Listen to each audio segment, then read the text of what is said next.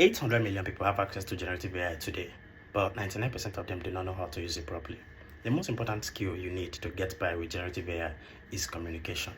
But I wouldn't be that guy who will tell you, just learn how to communicate. That's vague of me.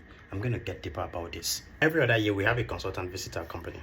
They come planned, organized, and prepared with some slide decks and frameworks, etc.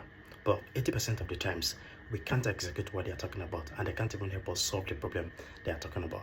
But why do we always have them in? They know how to communicate this problem using some frameworks, using some structured materials, etc. As my boss will always say, consultants are just a necessary evil. When you learn how to communicate like a consultant, you try to treat an AI model like a library where you get to fetch information from.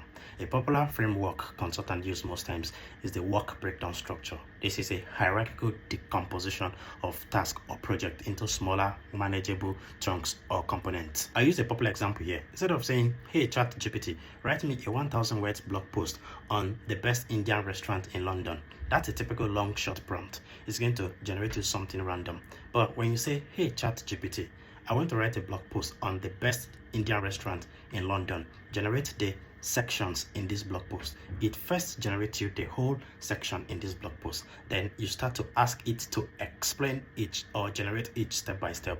It generates you the introduction, the read and review. It generates you section 1, read and review, generates you section 2, read and review. You ask it to revise, ask it to revisit it step by step, then you get the best prompt. Why is this important? This is important because of the context window problem.